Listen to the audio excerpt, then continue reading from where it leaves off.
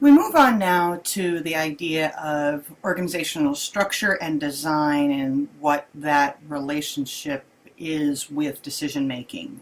Specifically, we're going to start with structure and talk about different kinds of structures and in what environments they tend to work best. And then we'll discuss how decisions are better made when you have a structure that can facilitate it. The bottom line is one of the key indicators of a bad organizational structure is an inability to make good decisions and a consistency of slow to market decisions. Those are probably the two major components of bad structure: is bad decisions and difficulties getting things done as quickly as you might like. So in this first slide, we're going to talk about some of the basic components of organizational structure. And as you can see there we have formal reporting relationships, which really talks about levels of hierarchy and then spans of control, which we'll go into in a few moments. And then how we group people together, whether they're departments or divisions or something along that line. But either way, the goal here is that we're talking about horizontal and vertical relationships in setting up the organizational structure, and how we decide to do that is really contingent upon the kinds of work we want done and the kinds of decisions we want made. In terms of the reporting relationships, one of the things that is essential to a bureaucratic organization, or one that has very clear delineated layers and spans of control, is a thing called a chain of command, where we know from the bottom of the organization up to the top, we know who has authority over whom. It's a fairly typical dimension in organizations. In very bureaucratic organizations, they tend to be very linear. But in organizations that are flatter and are more networked or have unique structures like matrices, your chain of command is a little bit more complicated. One of the major issues that we have with chain of command is making sure we have only one boss that we report to, but we all know people who work in project management or who work in matrix structures don't have just one boss. They have multiple reporting relationships based on the project as well as based on the discipline, and so there may be in conflict, and so we'll talk about that as we get more in depth into the structures, how chain of command is important but can be very challenging. The more that we can empower our workers to do stuff, the less concern we have over following a particular chain of command in a very linear and sort of rational manner. Another aspect of the reporting relationships is who has authority. And again, as we talked about the matrix structure, authority is kind of a difficult concept, but authority can be centralized or decentralized. We can have authority basically focused in one particular area, typically at the top, where they get to make the decisions and then dictate to the rest of us, or it can be decentralized, in which we're doing much more empowerment of our workers. An important component of authority is delegating that authority when appropriate, so that you have workers who are given autonomy to do work because the authority to do it has been delegated to them. Ultimately, the person who delegated it is still responsible, but what they're doing in delegating is really offloading most of the work and most of the cognitive load around doing that work to somebody else, and even though they take responsibility for it. And then the goal, of course, is building a good trusting relationship, and a good relationship where you've trained the person to do the job so that you trust who you're delegating to. While this class doesn't really get into those elements of trust and delegation, we talk more about that in the Management 570 class.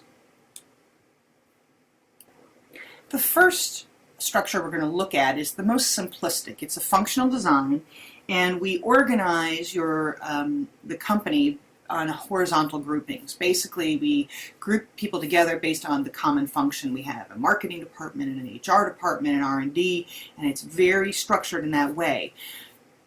It's a good structure for small or even medium-sized businesses, because by definition, small and medium-sized businesses have an ability to overcome some of those barriers that are set up by those functional designs, so it enables people to actually talk to each other. In a small business with 100 people, you could walk down the hall and pretty much see just about everybody in the company, on that walk down the hallway. As you get into thousands and multiple thousands of people, then it obviously is much more challenging. So the advantage of this structure is that you get these economies of scale because all the marketing efforts are being done in one area, all the accounting efforts are being done in one area, production, et cetera, et cetera. They're not specializing out and dividing up and being, having redundant departments. But it's not a good structure for larger companies because it really inhibits communication. It's good, and as I said, in the small and medium size, because communication by definition is not a challenge in small and medium sized businesses. It's really only a challenge in large businesses. Typically it's good in a very stable environment where there's not a lot of interdependence in the work that people do. It's like I do my thing, you do your thing, and then we compile it together and move it forward to the boss so that the work gets done. So again, we see these in small and medium-sized businesses, really predictable environments. This goes back to the very traditional sort of bureaucratic hierarchy, from low to high in the organization, and really organized based on function to keep it very efficient. Another form of horizontal groupings is what we call a divisional design. And in a divisional design, we're not going to organize people based on their functional area. What we're actually doing is organizing people based on a division that better serves your customers in a more close and intimate manner. For example, I might divide my company up based on geographic regions. So I have a division that deals with one part of the world, another division deals with another part of the world. As you can see, I have an example there of Asia Pacific, the United States, Latin America, Europe, and Canada. And then within each one of those geographic divisions, we see a breakdown of all of those functional areas: HR, finance, accounting, production, et cetera, et cetera. And the goal here is that we want to be as close to the client as possible with being able to specialize our needs. And so if you think about it, the needs of customers in Asia, in the Asia Pacific region, might be very different than the needs of customers in Latin America. They have different marketing campaigns, different rules, different product designs, different interests. Cultural differences may be enough to think about it that way. Other ways that we can divide the company up besides geographic might be customer-based in terms of how the customer uses the product. And years ago, when mainframe computers were an important part of business, you might have a computer company that breaks down into people who use computers at home, people who use computers in their business, like desktops, and then a mainframe for processing. And obviously, as we know, our computers are so much more powerful today that the mainframes aren't really needed in the same way as they were, years ago. But nonetheless, that's an example of how we can divide our product offering based on the way the customer uses the product.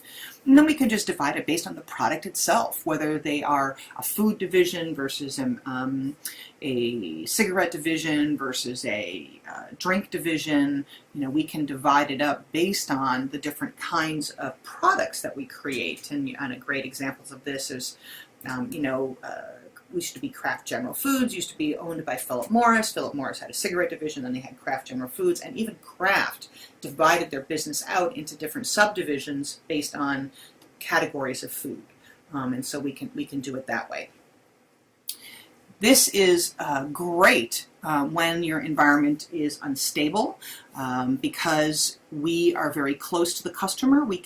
We have less bureaucracy to go through, and we can adapt very quickly. Larger organizations do really, really well with this kind of structure because it enables them to really function like a bunch of smaller businesses. So for example here, this is not one large business, this is 5 smaller businesses. And you see a lot more coordination among those smaller businesses that are working specifically for that region or that product group or that customer group, however we decide to divide ourselves out. Of course, the major challenges in this is that we have a lot of redundancies. We have multiple HR functions, we have multiple marketing functions, we have multiple finance functions, and that's a challenge for us. We don't get the economies of scale one would expect with a more functional, smaller structure. We also may find that within those divisions that they may start to be in conflict with each other relative to the organization's overall goals. What might be good for Latin America may not be good for the global business in and of itself. And so we might start to see conflicts between the Latin America division versus the home company, or Latin America versus the US, or Latin America versus Europe. So there may be some issues and concerns about coordinating division and organizational goals and objectives. The next structure is a hybrid of both the functional design as well as the divisional design. And the goal here is to take advantage of economies of scale where it makes the most sense. For example, you want a centralized HR function, or perhaps a centralized accounting function, maybe even a centralized sort of finance investing division, but then our marketing and production might be customized based on what we need for Europe versus Latin America versus Asia, or, again, like the example of Philip Morris, the cigarette versus the food versus the cold cuts and the cheese and et cetera, divisions, whatever they are. Only large organizations really benefit from this because, again, they need to function as a small business with their large size. It again works really well in an uncertain environment, but small businesses can't even afford to structure themselves this way because it just doesn't make any sense for them. Smaller businesses, again, they're so intimate and close to each other, you really don't need to worry as much about the structure being adaptable, if you will, to multiple needs, because a small business by definition is really adaptable because it doesn't take long for decisions to be made and move through that small business. It's very expensive to do this, which is why, again, it's better for larger companies that have more money, deeper pockets to be able to handle this. The goal here, though, is we want efficiency where it makes the most sense in areas that can be centralized, and we want customer satisfaction and innovation in areas where it makes the most sense. And so we take the best of both the functional design and the divisional design, and we merge them together here. But the same concerns can occur in terms of the alignment of division and corporate goals. And so if we're going to do this, again, we need to be pretty clear about how we want to handle, some of those conflicts around goal achievement. The matrix design, as I've already discussed earlier, is one of those challenging designs because it really violates the issue of authority and chain of command. Because while the functional groups may have a chain of command, the projects don't necessarily have the same kind of chain of command. And in fact, you could be a project leader but may not have the formal authority to order your engineers and your clerical workers and your marketers, to be able to do the work that you need them to do. Again, this also is a way to make the most of merging together a divisional and functional structure, and we typically do this when we have really scarce resources, so we can divide our scarce human resources out appropriately and put them where issues are the most critical. It requires, though, an enormous amount of work, an enormous amount of coordination and interpersonal skills to make this happen, and it can be very time-consuming. But we know many companies that use this kind of structure, and when it is done well and when the training is invested in communicating and influencing and things like that, you find that these structures can work quite well. You just have to have mechanisms for figuring out how do we deal with the dual authority issues. People have to be very open to having those kind of discussions. And you have to really empower those project managers to take responsibility for getting these things done and to teach them how to influence others in order to get that work done. In our next structure, the team-based design, it works in a similar way to a divisional business, the way it's structured, except that we're not basing things based on product groupings or customer groupings or geography groupings, but more on tasks. So similar tasks are merged together. So if I have a task to create this product, I have a team that has a cross-functional group that works to create that particular product. Now, your team-based design may work in an assembly line kind of environment where Team 1 passes to Team 2 and passes to Team 3, or they could work very independent of each other. Team 1 works on their product, Team 2 works on their product, Team 3 works on their product. The goal here is we want We want to get better communication, breaking down those barriers so that all those teams are talking to each other. We don't have the dual reporting structure problem that we would have in a matrix design. So as people are working in teams, they're responsible to the team leader who reports up the chain of command from there. Teams are closer to the product or the customer or whatever their output is, and so they can make quicker decisions. And it's very decentralized, which can be a problem, but at the same time, if you've got good training, good empowerment, this can work really well for people. Contrary to popular belief, people like working in teams much better than they like working in siloed departments and functional areas. I mean, people love interacting with other people. It broadens their experiences and their exposure. And we do find that working in a team-based environment works so much better for people than working in independent departments without where everybody's kind of the same. So the team structure, though, is really good. It gets you some of those. It doesn't worry about redundancies because Team 1 has one product and one thing that it does, and it's very different than what Team 2 does and what Team 3 does, and so it's okay to have some specialization within those teams, and then having a cross-functional team that actually trains others in terms of understanding what we're doing within the team so everybody can work well and coordinate. It does take longer to coordinate, but when it's done well, it can really be a highly functioning design. In the last design structure that I'm going to talk about, we're going to address the networked design. And the goal of the network design is it really needs to be done in a very dynamic environment. It's a virtual organization, really, for all intents and purposes. Your top management team may be the only sort of solid employees of the company working in a location, maybe a small, incubator space, in a work setting, and they subcontract out their work or outsource their work based on what the needs are. They may have somebody that does the manufacturing for them, a legal advisor who handles all the contracts, a marketing company that sells it and works with the distribution company to make sure all these things run smoothly.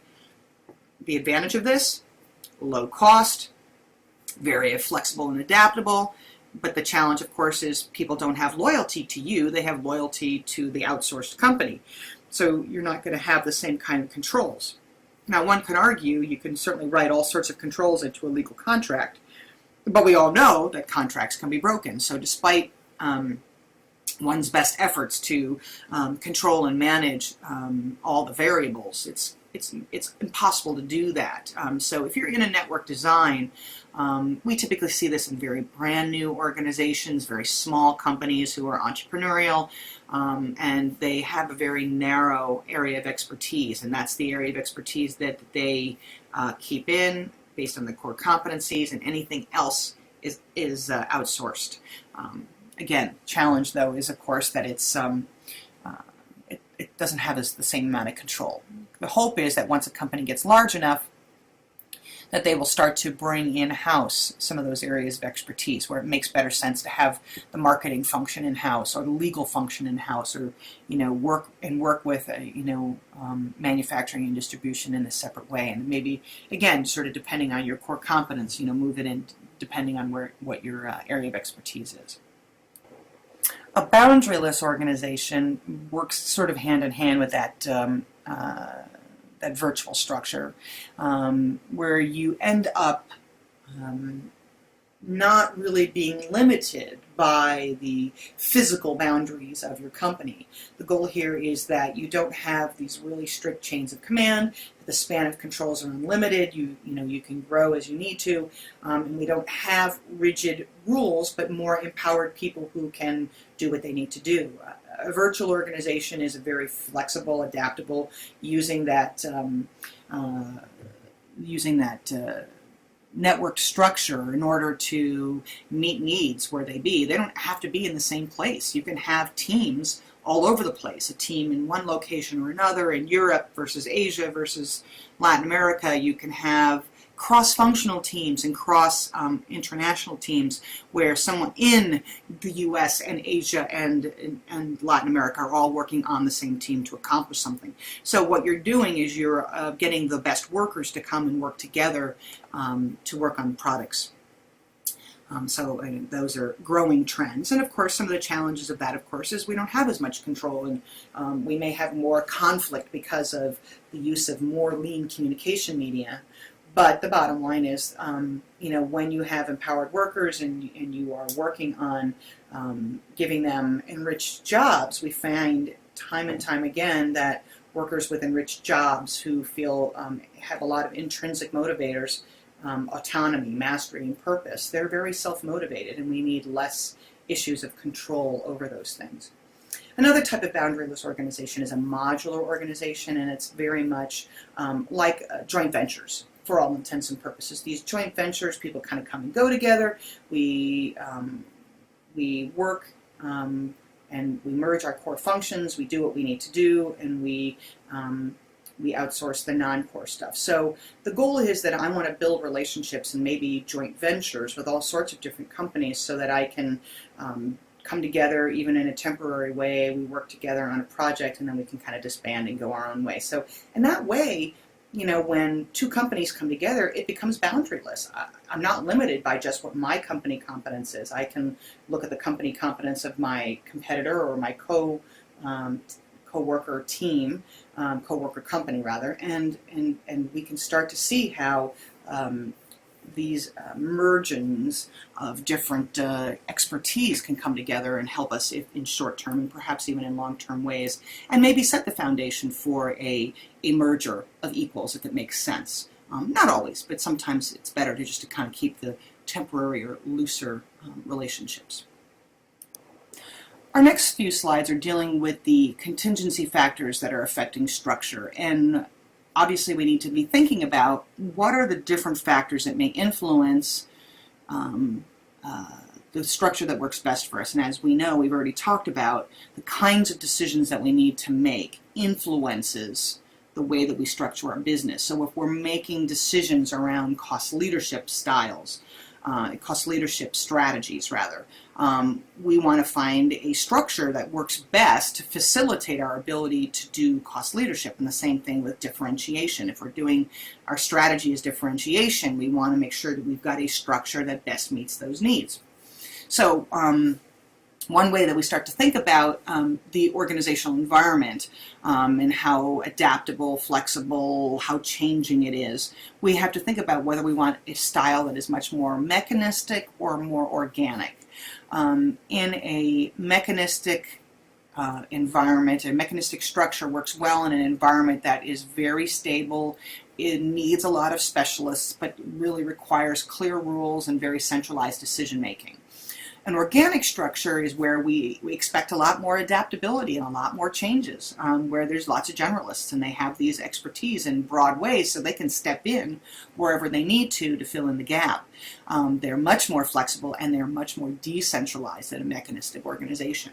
So thinking about strategic goals, if you think about cost leadership, it needs a more mechanistic structure. It needs a more functional design or matrix design or hybrid design so that we can minimize the chain of command and we can have very clear accountabilities and real clear rules, because cost leadership is about having efficiency and tighter controls over what we do. So hybrid and matrix enables us to be effective at centralizing our decision making in those areas where it makes the most sense. A differentiation strategy, however, needs to be more adaptable because it's much more based on creativity and customer service and innovation, and you need a more organic structure in order to meet those needs. And organic structures are things like teams and networks and that divisional structure that is very close to your customer. And even a matrix can work really well there too. Remember, the matrix kind of has a foot in both worlds and has its challenges, but the goal, of course, is that it can be adapted as we need to if the training is done well. Other contingency factors we need to think about is where the company is in its size or within its life cycle. If it is a small, new, young business, then we want we can do well with a functional structure.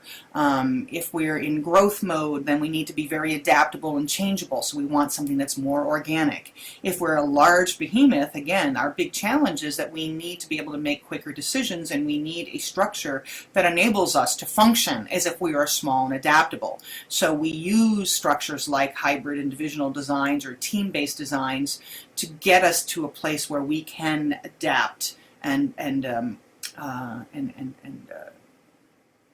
adapt to the environment as we need to.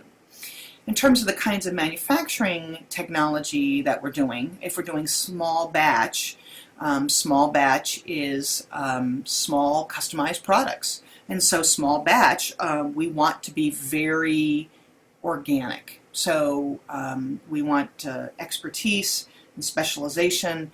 We want people who can go in and work on it. A team-based approach would work really well here. Mass production, we want efficiencies, and we want so a team-based design might work well here, or a functional design might work well here as well. But again, with mass production, we want something a little bit more mechanistic in some ways, because we need to be able to not have redundancies in order to make mass production work well. Continuous process production is it's like a refinery or like a utility that's continually producing stuff.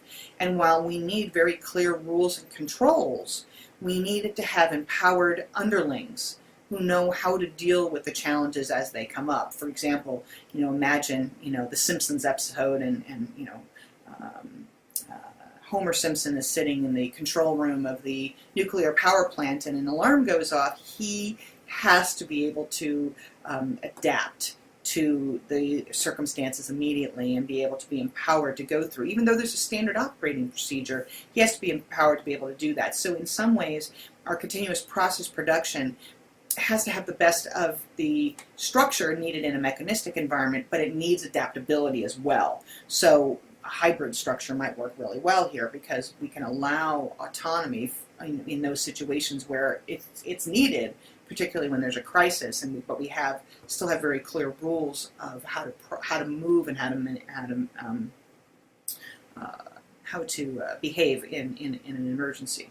Mass customization is one of those delightful things that technology has enabled us to do. It used to be that we only had the three: small batch, which was more like customized satellites and Rolls-Royce cars, or you had mass production like the Ford Model T, or you had continuous process stuff. And now with the advent of technology, we can do mass customization. All I need to do is to plug in your dimensions, and I can mass produce shoes based on everybody's needs. A size 9 here, a size 14 over here, a size 2 over here, and we can customize this color is pink, this color is blue, and our machinery enables us to mass produce customized products. And so again, we have some SOPs that we need to follow, and at the same time, we need some organic dimensions as well. So a hybrid structure, something that gives us the best of both worlds, would be ideal in that kind of environment. The last couple of items on our contingency list is departmental interdependence and industry maturity. And I'm going to start with the industry maturity because it's the most straightforward, I think, on this page. Industry maturity: the more mature an industry is, the more challenging it becomes to adapt, because it becomes very predictable. And so when new changes come in, and we get so used to a very mature, predictable environment as the industry changes, and it morphs and it goes through things, we have to be thinking about, do we have a structure that's going to adapt in that environment?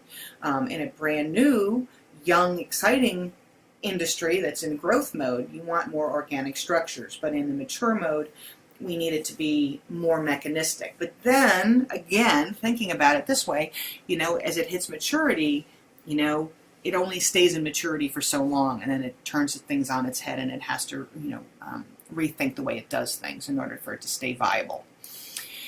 In terms of the departmental interdependence, it really has to do with how much the departments need to work together. Remember, we discussed some structures work really well when there is a lot of interdependence that's needed. So teams work well, matrices work well, hybrid structures might work well.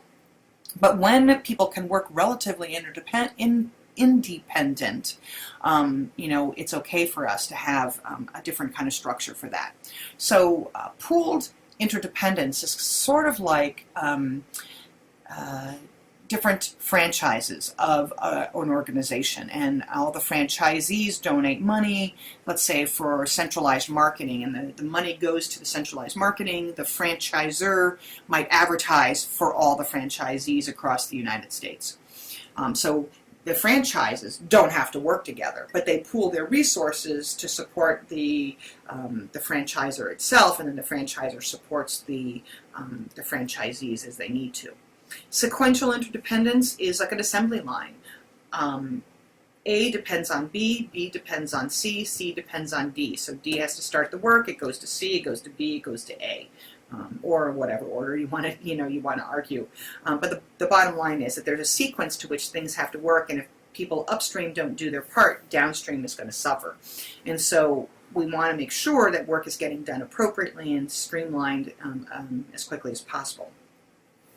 When we have more interdependence, like through a reciprocal process or in a team process, then we do need more organic structures. A reciprocal process is, for example, like a newsroom, working for a newspaper, or a software design, where we write code, and then we have to have it tested and beta tested, and then we have to go back and adapt and change that code, and it goes back to more beta testers to see if those fixes were addressed, and then it comes back to us for the final cleanup and dealing with stray code, and ultimately goes out to the customer. So there has to be this open environment where those who are doing the coding, those who are testing the coding, can work back and forth with each other fairly easily. We don't want barriers between them, so we want things to be in a more organic structure. And team interdependence is where the team works together very cross-functionally, if need be, in order to meet the needs of the client or the product or service that they're offering. And think about a law firm. A law firm has a partner, and it has associates, and it has secretaries, and it has paralegals, and they're all working together to support a client, however that client may be defined. So we'll talk in class a little bit more about the issues of how decisions drive organizations. That will be part of our class discussion, so make sure you read that article, and I'll see you in class.